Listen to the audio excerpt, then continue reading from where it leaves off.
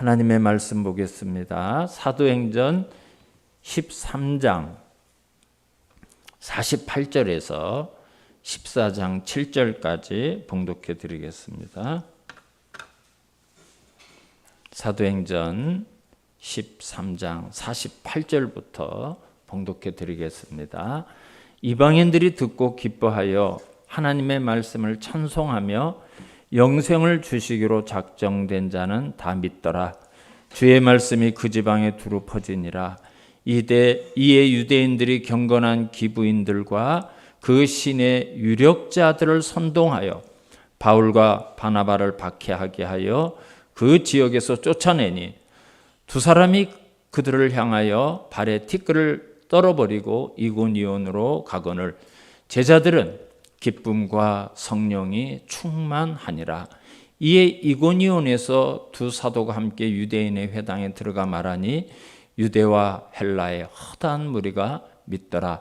그러나 순종하지 아니하는 유대인들이 이방인들의 마음을 선동하여 형제들에게 악감을 품게 하거늘 두 사도가 오래 있어 주를 힘입어 담대히 말하니 주께서 그들의 손으로 표적과 기사를 행하게 하여 주사 자기 은혜의 말씀을 증언하시니 그 시내의 무리가 나뉘어 유대인을 따르는 자도 있고 두 사도를 따르는 자도 있는지라.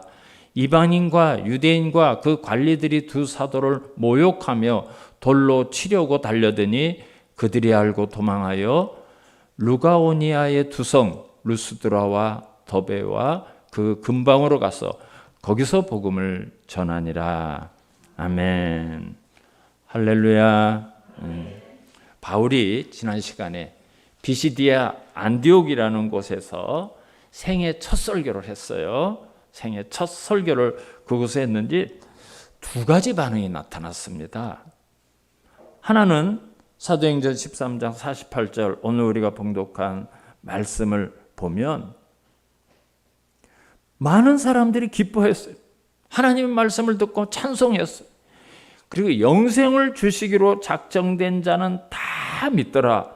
이렇게 놀라운 역사가 일어났습니다. 심지어 49절을 보면 주의 말씀이 그 지방에 두루 퍼지니라. 말씀이 그 지역으로 막 확산되기를 시작했어요. 참 놀라운 일이죠. 복음을 듣자마자 이방인들이 하나님을 알지도 못하는 이 사람들이 복음을 듣자마자 막 이런 역사가 일어났어요. 근데 그게 끝이 아니에요. 그것이 끝이 아니었어요. 13장 50절을 한번 보시겠습니다. 13장 50절을 보면 이에 유대인들이 경건한 기부인들과 그 신의 유력자들을 선동하여 바울과 바나바를 박해하게 하여 그 지역에서 쫓아내니 그랬어요. 쫓아내. 여러분 이상하게요. 똑같은 말씀인데 똑같은 말씀이 선포가 되었는데 이런 두 가지 결과가 일어났어요. 완전히 다르죠? 완전히 다른 결과가 일어났어요. 사도행전 13장 제일 마지막 절은 이렇게 기록이 되어 있습니다. 제자들은 기쁨과 성령이 충만하니라 그랬어요. 여기 제자들은 바로 말씀을 전하는 사도 바울이나 바나바를 이야기하는 게 아니에요. 여기 제자들을 얘기하는 것은 바로 비시디아 안디옥에서 예수를 영접한 사람들이에요. 근데 여러분 이상한 게 이제 예수를 믿기 시작했어요. 이제 선포되는 말씀을 듣고 막 복음을 받아들였지만 그들의 기쁨이 충만했고 성령이 충만했는데 그게 복음의 능력이에요. 근데 그곳 사람들을 성경은 제자들이라 이렇게 기록해요.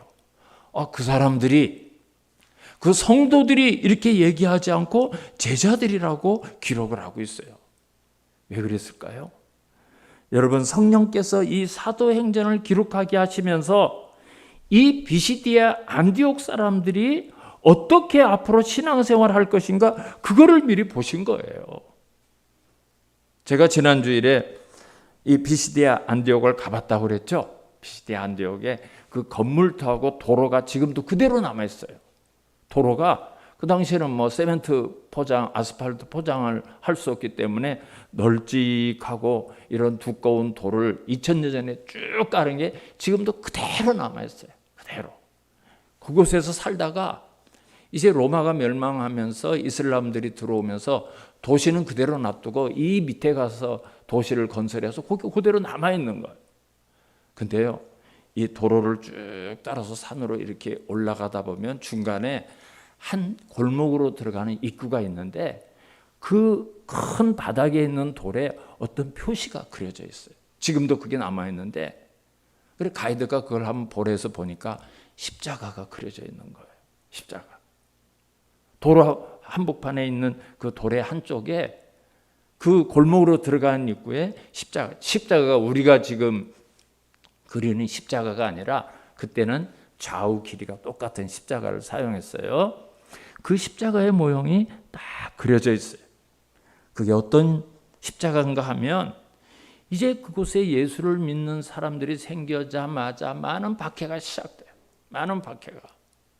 그런데 그 연약한 사람들, 교회를 이끌어가는 지도자도 없는 그런 교회가 없어지거나 사라진 것이 아니에요. 그들은 회당을 떠나서 그 십자가 표시가 되어 있는 어느 집에 들어가서 예배를 드리며 신앙을 지키고 있었던 거예요. 여러분, 성령께서 그들이 어떻게 신앙생활을 할 걸 알고 이제 오늘 예수 믿기 시작한 그들을 제자들이라고, 그들은 기쁨이 충만했고 성령이 충만했다고 성경은 기록하고 있습니다.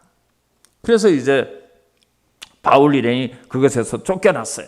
그래서 그곳에서 조금 밑으로 내려가서 떨어진 이고니온이라는 곳으로 가서 복음을 전하게 되었어요. 자, 쫓겨가서 글로 간 거예요. 우리 14장 1절을 다 같이 보겠습니다. 그곳에서 또 어떤 일이 일어났을까요?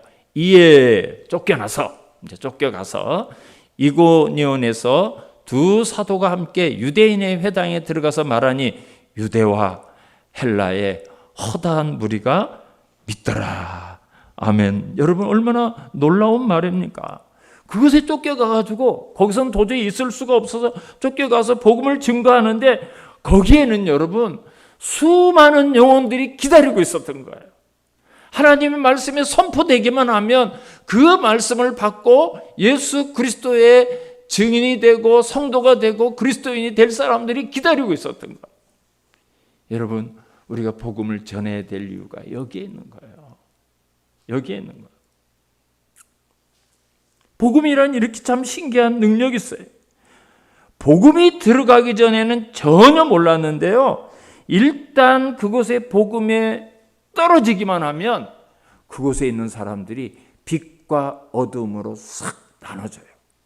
이 복음이 어떤 사람들에게는 그 사람들을 살리는 생명의 근원이 되고요, 어떤 사람들은 그 복음을 듣고 막 신경질을 내고 화를 내고 분노를 내고 돌을 들어서 때리고, 참 희한하죠. 뭐 그런 일이 일어나요. 그런 일이 일어나요. 하나님의 택한 백성에는 마음의 밭에 말씀이 떨어지는 순간 그 말씀에 감동을 받고요, 기쁘고요, 막 성령의 감동이 일어나고요. 그런데 믿지 않는 사람들은 막 화가 나요. 돌을 들어서 저것들을 죽이자. 참 이상하죠. 복음이 이상해. 여기에서도 그런 일이 일어났어요. 2절을 한번 볼까요? 막 1절에는 유다와 헬라의 허다한 무리가 믿더라 그랬어요.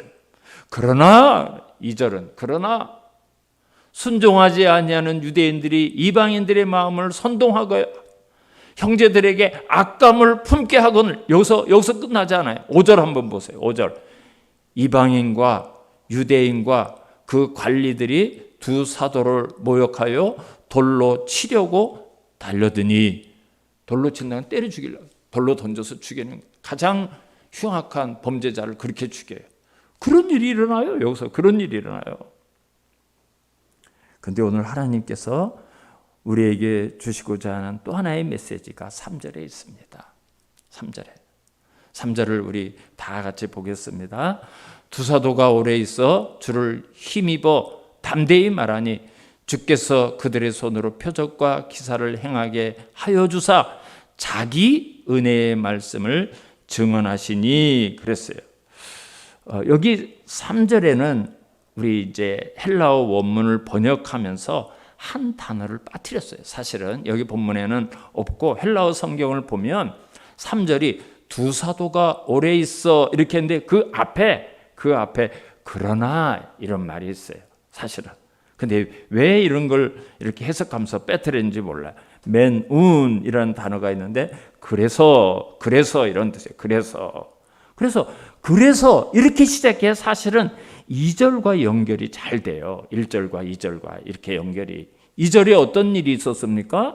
순종하지 아니하는 유대인들이 이방인들의 마음을 선동해 가지고 이 복음을 전하는 사람들에게 악감을 품게 했어요. 악감을 막 품게 했어요.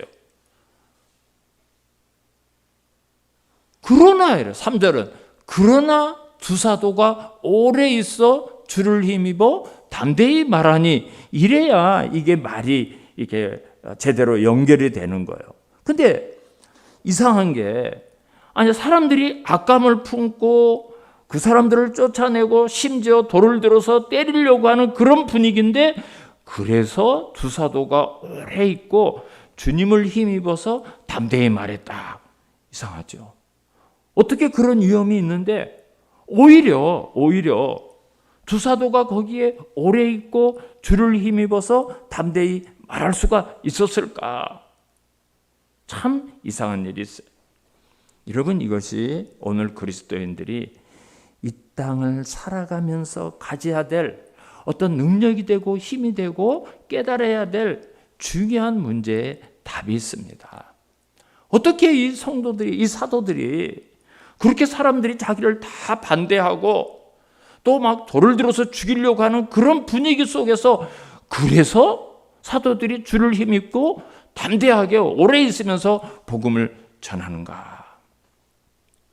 우리가 그동안 사도행전을 쭉 살펴봤는데요. 사도들이 계속해서 난관을 만나죠. 그죠? 막 야고보 사도가 순교를 당하고 야고보가 죽는 것을 보고 헤롯이 야 이거 예수 믿는 사도들을 죽이니까 백성들이 기뻐하네. 베드로를 옥에 가두고 매질을 하고 계속해서 지금 사도들이 얼마나 어려움을 많이 겪고 있나 몰라요. 그런데 그렇게 죽임을 당하고 옥에 투옥되고 핍박을 당하고 수많은 고난이 있지만 이 복음 전파가 단 한 번도 포기된 일이 없고 멈춘 일이 없고 또 사그라드는 일도 없어요. 이상해요. 그러면 그럴수록 복음이 더 풍성해. 복음의 불이 활활 타올라요. 여기서 쫓겨나면 저기서 불이 확 붙고 또 거기를 그냥 두들기면 또 이쪽에 가서 복음이 확 일어나고 점점점 일하면서 이 복음이 이방 땅까지 확산되기 시작해요. 여러분 이게 복음의 능력이에요. 사도들이 그걸 아는 거예요. 지금 내가 복음을 전하는 것이 내 힘으로 하는 게 아니구나. 이건 내 계획이고 내 작정이고 내가 어떤 스케줄을 짜서 하는 것이 아니라 하나님이 화급하게 여기서 복음을 떨어졌는데 복음이 막 확장되고 막 핍박이 와서 절로 도망갔는데 아니 거기에는 이미 예비된 사람들이 있다가 하나님의 말씀을 받아들여서 복음이 확장되고 거기서 또 두드리 맞고 저쪽으로 도망가면 저쪽에서 또 복음이 전파되고 사도들이 이거를 보면서 뭘 느꼈을까요? 아 이거는 우리가 하는 게 아니다. 이 하나님의 말씀은 살아있다. 능력이 있다. 이건 복음의 능력이다. 하나님의 권능이다. 하나님께서 지금 복음을 막 다급하게 땅끝까지 전하게 하시는 그 일을 우리가 쓰임을 받고 있고 이거를 알으니까요. 매 맞는 거, 돌에 맞는 거, 고난, 핍박, 강을 넘고 산을 넘고 이게 염려가 안 되는 거예요. 이게 두렵지가 않은 거예요. 이게 걱정이 안 되는 거예요. 그걸 아는 거예요. 여러분 우리가 이런 복음의 능력, 신앙의 비결을 알면 이 세상이 두렵지 않습니다. 문제가 문제로 다가오지를 않는 거예요. 그래서 오늘 우리에게 3절 말씀을 주셨는데 여기 중요한 것이 표현이 되어 있어요. 3절 중간 부분을 보면 주께서 그들의 손으로 표적과 기사를 행하게 하여 주사 자기 은혜의 말씀을 증언하시니 그랬습니다. 여기 중요한 두 구절이 있어요. 첫째는 표적과 기사를 행하게 하여 주사 그랬어요. 그리고 이 표적과 기사가 뭔가 자기 은혜의 말씀을 증언하니 이 말씀이 기록이 되었어요. 이게 무슨 말인가 하면 자기 은혜의 말씀이라는 것은 예수님이 하신 말씀을 얘기하는 거예요. 지금 사도들이 예수님이 하신 말씀을 전해요.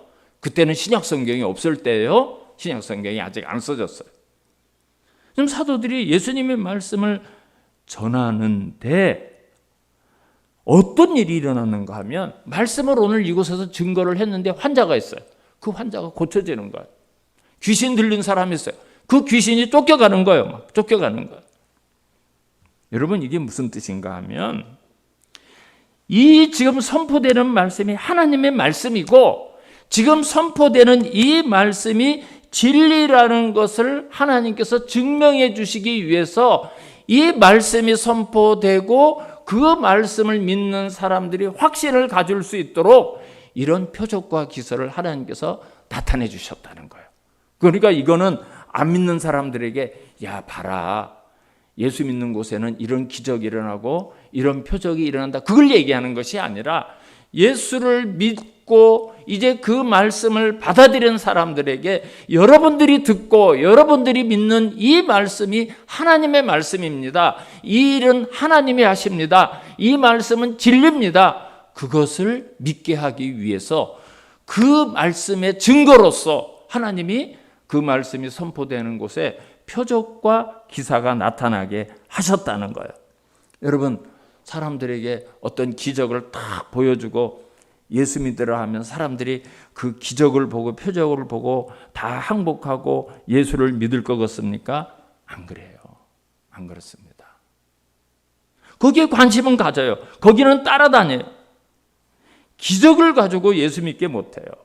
거기에 선포되는 말씀이 능력이 되고요.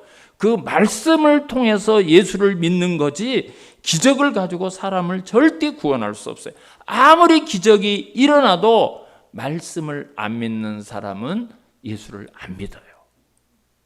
그래서 이 말씀이 진리라는 것을 예수님이 보여주기 위해서 그곳에 함께 표적과 기사를 믿는 사람들을 위해서 보여주는 거예요. 누가복음 16장을 보면 한 부자가 있었어요. 굉장히 부자예요. 그런데 그 집에 그 부자의 상에서 떨어지는 빵 쪼가리를 먹고 사는 거지가 있었어요. 둘 다 죽어서 갈 곳으로 갔어요. 근데 이 부자는 안타깝게도 지옥을 갔네요. 지옥을 가서 하루는 먼 곳을 보는데 자기 집에 자기 상에서 떨어지는 빵 부스러기를 먹고 있던 그 거지 이름이 나사로인데 나사로가 아브라함의 품에 안겨 있는 거예요.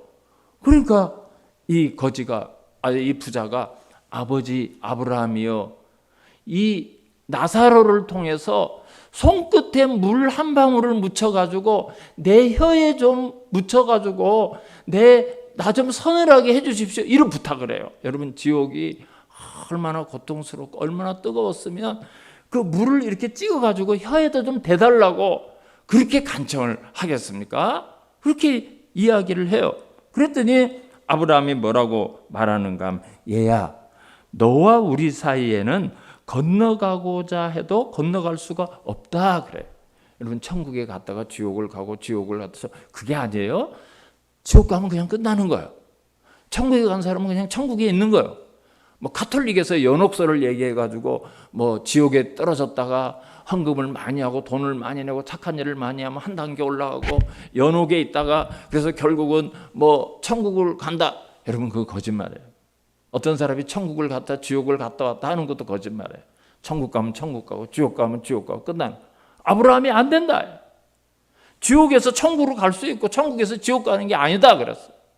그러니까 이 부자가 뭐라고 말하는가 하면 제가 5형제입니다. 내 형제가 5이 있는데 그 나사로를 우리 집에 좀 보내줘가지고 내 형제들에게 야 정말 죽어서 보니까 이 집 주인은 지옥 가 있고 나는 천국에 가 있더라. 그러니까 여러분 예수 믿고 구원받아라. 이 얘기 좀 전해주시오. 죽었다가 살아난 사람이 가면 믿지 않겠습니까? 그 부자가 그렇게 얘기했어요. 아브라함이 뭐라고 대답했죠? 우리 한번 찾아보겠습니다. 성경 볼까요? 누가복음 16장 31절. 이제 아브라함이 거기에 대답을 한 거예요. 말씀이 뜰 거예요. 이르되 모세와 선지자들에게 듣지 아니하면 비록 죽은 자 가운데서 살아나는 자가 있을지라도 권함을 받지 아니하리라 하였다 하시니라. 모세와 선지자들에게 듣지 아니하면, 모세와 선지자가 뭘까요? 구약 성경. 모세가 모세오경을 썼죠. 창세기, 출애굽기, 레위기, 민수기. 그리고 그 뒤에 여호수아, 사사기 모두가 다 선지자가 쓴 거예요. 그러니까 구약 성경. 하나님의 말씀을 듣지 않은 사람은 죽었다가 살아나는 사람에 가도 안 믿는다는 거예요. 안 믿는다는 거예요. 이해되셔요? 이해되셔요? 하나님의 말씀을 듣고 믿는 사람이 구원받는 거지, 말씀을 안 믿는 사람은 죽은 사람이 살아나는 기적을 봐도 이건 원래 안 죽었던 거야, 저건 뭐 지금 헛개비가 우리가 보이는 거야, 안 믿는다. 구경은 가요, 신기하다고 얘기는 해요. 그러나 절대 예수를 믿을 수가 없다는 거예요. 여러분, 우리가 이고니안 이 현장만 보고 또 비시디의 안디옥 현장만 봐도 말씀이 선포가 됐어요. 어떤 일이 일어났죠? 표적과 기사를 다 봤어요. 똑같이 봤어요. 근데 어떤 사람은 죽이려고 하고요, 화를 내고요, 막 악감정을 품고요, 어떤 사람은 막 기뻐하고 성령이 출마하고, 똑같은 말씀인데 그런 결과가 나오죠. 그런 결과가 나오는 거예요. 이스라엘 백성들이 40년 동안 광야에서 얼마나 많은 기적을 봤습니까? 이스라엘 백성들처럼 하나님의 표적과 기사를 경험한 민족이 세상 어디에도 없어요. 그 후에 그런 기적은 없어요. 막 홍해를, 바다를 갈라가지고 마른 땅으로 가고 매일 아침 만나가 내려서 40년 동안을 먹습니다. 별별 기적을 다 겪었어요. 그래가지고 그들이 그 기적을 봐가지고 하나님을 온전하게 믿고 하나님의 말씀대로 살았죠. 그죠? 40년 동안 그 기적과 그 놀라운 표적을 살면서 그들이 한 거는 뭐예요? 하나님에 대한 원망, 하나님에 대한 불평, 하나님에 대한 불순종, 지긋지긋하게 말을 안 들은 그 인생의 모습이 거기 있지 않습니까? 거기서 우리가 깨달을 수 있는 결론이 하나였어요. 인간이 도대체 어떻게 생기면 그건 존재인가? 인간의 절대 절망을 우리가 거기서 볼 수 있는 거예요. 인간은 말로 해도 절대 안 듣고 표적과 기사를 40년 동안 보여줘도 항복하지 않고 순종하지 않고 믿지 않는다는 것이 인간이다. 그걸 보여주는 거예요. 그게 우리들의 모습이에요. 그게 우리들의 모습이에요. 그래서 결국 우리는 하나의 결론을 얻을 수밖에 없어요. 우리는 예수 그리스도가 아니면 안 되는구나. 우리의 구원은 예수 그리스도께서 오시지 않으면, 그분이 내 죄를 십자가에서 담당하고 나를 구원해 주시지 않으면 어떤 인간도, 어떤 사람도, 어떤 환경에서도 구원받을 수 없구나. 그 결론을 도달할 수밖에 없는 거예요. 그 결론밖에 우리에게 내려주는 게 없어요. 우리가 얼마나 절망스러운 존재인가. 그래서 하나님이 그리스도를 보내주셨구나. 그래서 예수 그리스도 외에는 다른 길이 없구나. 내가 곧 길이요 진리요 나를 말미암지 않고는 아버지께로 올 자가 없다고 말씀하신 이유가 여기에 있구나. 우리가 그걸 깨달을 수 있는 거예요. 그걸 깨달을 수 있는 거예요. 여러분이 왜 이것이 중요한가 하면, 사도들이 얼마나 많은 고난이, 얼마나 많은 환난이, 얼마나 많은 핍박이 있었습니까? 그러면서도 오히려 담대하게, 기쁘게 성령이 충만해서 복음을 전할 수가 있은 이유가 여기에 있는 거예요. 이걸 알거든. 이거를 내가 지금 핍박을 당하고 내가 가는 길이 막히고 돌아가야 되고 피하고 도망가야 되지만, 이거는 하나님이 하셔. 이 말씀은 살아있고 이 말씀은 영원한 진리고 이 말씀대로 결국은 되는 거야. 그걸 깨달았거든요. 그러니까 앞에 장애가, 문제가 하나도 안 돼. 하나도 안 돼. 사랑하는 성도 여러분, 그러면 이 똑같은 원리가 이 험하고 복잡하고 환난 많은 이 세상을 살아가는 저와 여러분에게 동일하게 적용이 돼야 돼요. 동일하게 적용이 돼야 돼요. 여러분, 고린도 교회는 참 많은 어려움이 있었어요. 바울이 떠나자마자 교회가 막 내분이 휩싸였어요. 그래가지고 바울파가 생기고 아볼로파가 생기고 베드로파가 생기고 양파가 생기고 쪽파가 생기고 뭐 대파가 생기고 막 이런 파들이 막 생기면서 나는 그리스도파다 이런 파도 생기고. 근데 문제는 그 다음에 일어나는 일들이 정말 교회를 무너뜨리는 거예요. 어떤 일이 일어났는가 하면 베드로파가 일하면 베드로파가 일하면 바울파가 가만두지 않는 거예요. 아볼로파 사람들이 일하면 나는 자칭 그리스도파라고 하는 사람들이 가만두지 않는 거야. 일을 뭐 저따위로 하고 있어. 저렇게 일한다고. 저 사람이 어떤 사람인 줄 아나? 막 깎아내리고 그냥 쓰지 못하도록 무너지고. 교회에 내분이 생기니까 막 교회가, 고린도 교회가 그렇게 되는 거야. 그러니까 결국 일하던 사람 일을 내려놔야 자꾸 일하는 거 걸고 넘어지니까. 일한다고 떡이 되나 밥이 나오나 돈이 나오나 나 일 안 한다. 나 집사 그만둔다. 나 이거 손 놓고 교사 안 한다. 니들이 얼마나 잘하나 보자. 여러분, 교회가 그렇게 분위기가 만들어져 가는, 그게 마귀가 노리는 거예요. 마귀는 절대 진리를 공격하지 않습니다. 전공법으로 하나님을 이기지 못하니까 삼킬 자를 두루 찾아서 돌아다니다가 그런 틈이 보이면 야, 너 그거 왜 하냐? 때려치워. 그래가지고 일을 다 내려놓게 만드는 거예요. 그걸 가지고. 마귀는 진리를 절대 못 이겨요. 그러니까 별것도 아닌 것에서 사람을 시험 들게 해가지고 교회를 무너뜨리게 하고 하나님의 일을 못하게 하는 거예요. 여러분, 그리스도인은 그렇게 일하는 게 아니에요. 바울이 고린도전서 4장 1절과 2절에서 이렇게 말하고 있습니다. 고린도전서 4장 1절에 2절 말씀을 보겠습니다. 사람이 마땅히 우리를 그리스도의 일꾼이요 그랬어요. 그리스도의 일꾼이요 하나님의 비밀을 맡은 자로 여길지어다. 그리고 맡은 자들에게 구할 것은 충성이니라 그랬습니다. 여러분, 일꾼이라는 이 단어의 뜻이 뭐겠습니까? 우리가 생각하는 일꾼은 목사나 장로나 권사나 집사나 뭐 교사나 이걸 일꾼이라고 생각하죠. 그죠? 그게 일꾼일 거야 이렇게 생각해요. 근데 사실 사도 바울이 여기서 일꾼이라고 한 이 헬라말은 어떤 사람인가 하면 배 제일 밑에서 노젓는 사람을 가르치는 말이에요. 배 제일 밑창에서 우리가 이순신 장군 영화라든지 또 배너 영화 이런 거를 보면 배 제일 밑에 노젓는 사람은 자기 의지대로 노젓는 거 단 하나도 없죠. 북치는 사람이 둥둥 북치면 거기 맞춰가지고 척척 노를 져요.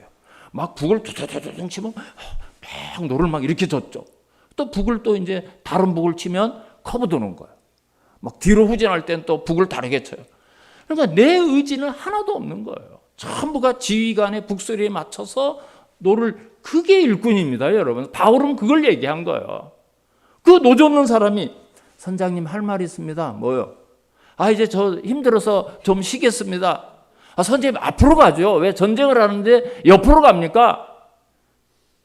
여러분, 노젓는 사람이 그럴 수 있습니까? 이 전쟁이 언제 끝납니까? 이 전쟁은 우리가 이렇게 싸우면 될 건데 왜 자꾸 이쪽으로. 노젓는 사람은 그런 거 아니에요. 북소리에 맞춰서, 지휘관의 북소리에 맞춰서. 그게 일꾼이에요.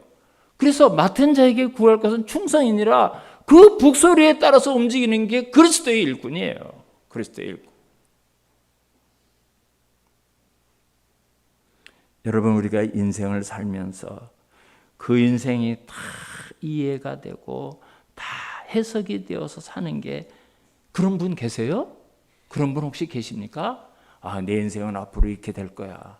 내가 내 인생을 해석해 보니까 내 인생은 앞으로 이렇게 전개돼. 그걸 다 알고 그림처럼 설계도를 가지고 그렇게 살아가는 분이 한 분이라도 계신가요? 살다 보니까 이게 이거였구나. 그때 그것이 그래서 그랬구나. 살다 보니까 이해가 되고 깨달아지고 그렇지. 우리는 정말 갈 바를 알지 못하고 가는 거죠. 사도들이 가는 곳마다 난관을 만나요.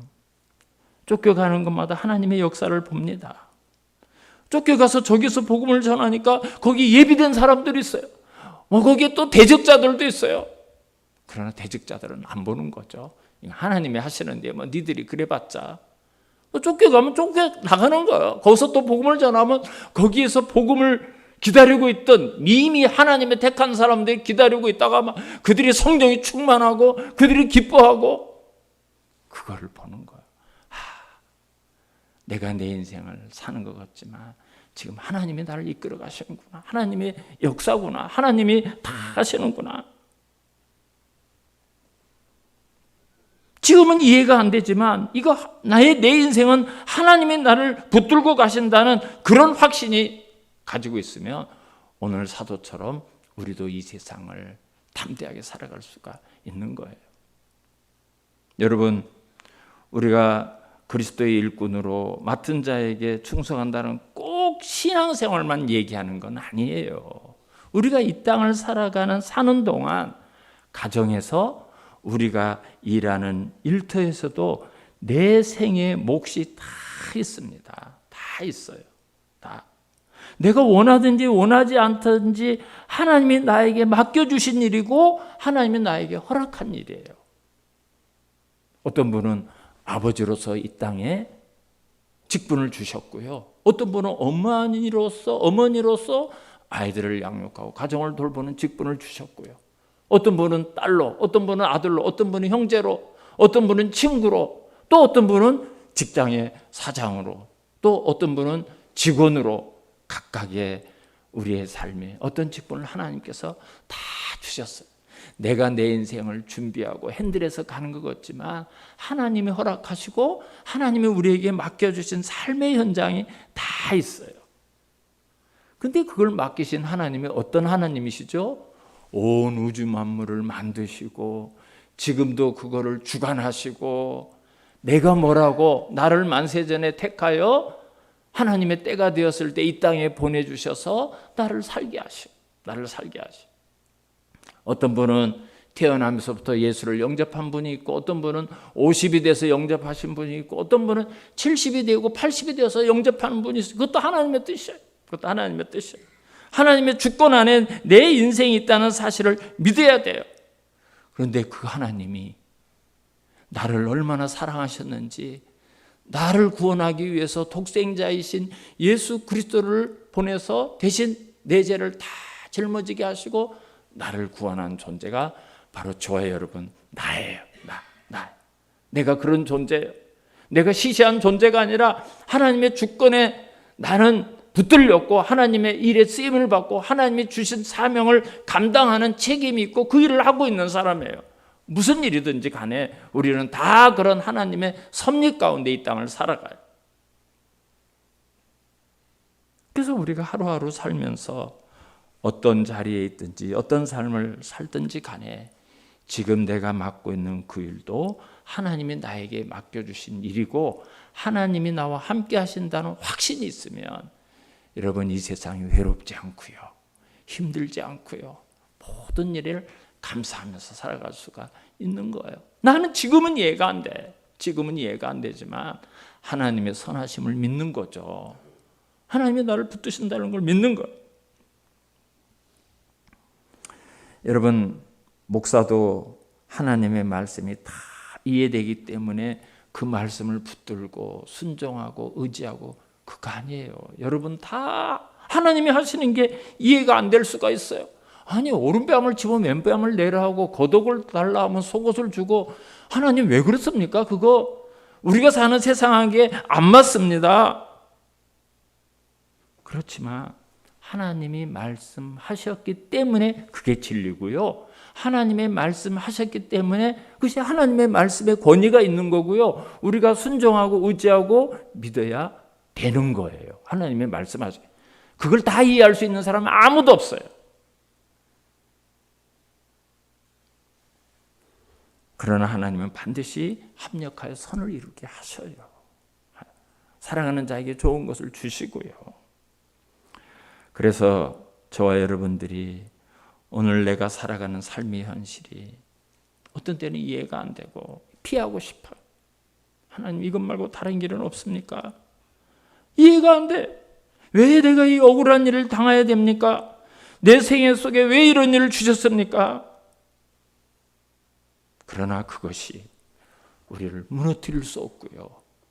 우리를 패배하게 할 수가 없습니다.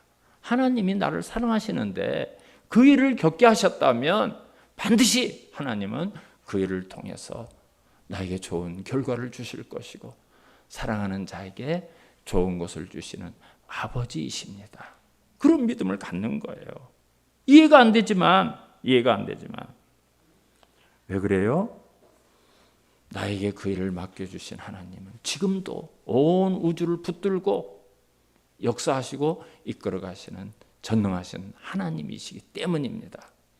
저와 여러분이 어떤 역경 앞에서도 역경의 비바람을 뚫고 그리스도 안에서 산을 넘고 물을 건널 수 있는 이유가 여기에 있습니다. 이게 복음의 능력이고요.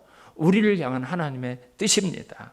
그래서 저와 여러분이 남은 인생 동안 가정이든지 일터든지 교회에 섬기는 모든 가운데서 하나님의 능력 안에서 하나님의 영광을 나타내면서 하나님과 동행하며 결코 실패할 수 없는 그 길을 함께 갈 수 있는 저와 여러분이 되시기를 주님의 이름으로 축원합니다. 사랑하신 아버지 하나님, 이 복음의 능력이 얼마나 놀라운지 복음이 떨어지는 곳마다 이미 예비해 있던 영혼들이 그 복음을 통해서 기뻐하고 성령 충만하며 주님의 제자가 되는 것을 목격했습니다. 그러나 그곳에 그걸 대적하고 분노하고 심지어 돌을 쳐서 죽이려고 하는 세력들도 있다는 것을 우리가 묵상했습니다. 그러나 이 일을 시작한 이는 아버지시고 이 일을 진행하시는 분도 아버지시고 그 결과를 내실 분도 아버지이심을 믿습니다. 우리가 삶을 살아가면서 이해가 안 되고 어떤 때는 정말 하나님이 원망스러울 때가 있지만 하나님은 나를 사랑하시고 나에게 여전히 선하신 아버지시며 반드시 합력하여 선을 이루실 그 복음의 말씀을 믿고 나가는 우리 모든 성도들의 신앙 여정이 되게 하여 주시옵소서.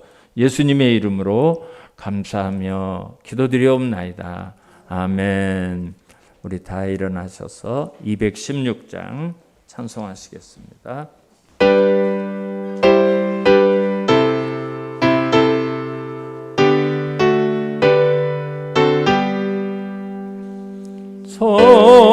성자의 귀한 몸 날 위하여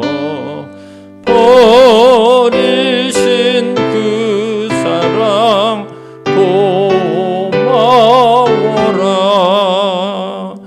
내 머리 숙여서 주님께 비는 말 나 무엇 주님께 바치리까. 지금도 날 위해 간구하심 이 어떤 믿음이 하옵나니.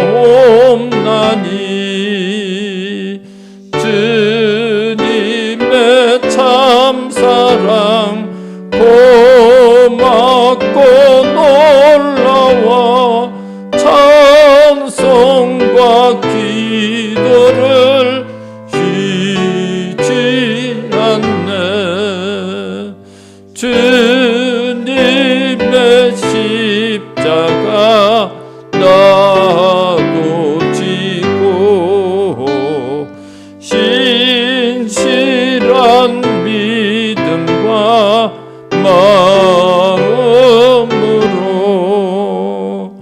형제의 사랑과 친절한 위로를 네게 나 베풀게 하옵소서. 만 가지 은혜를 받았으니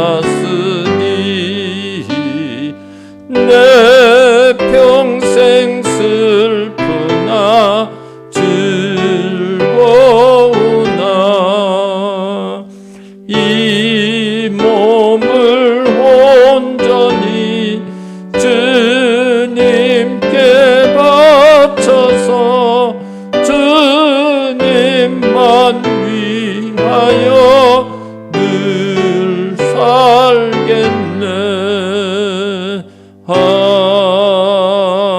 아멘.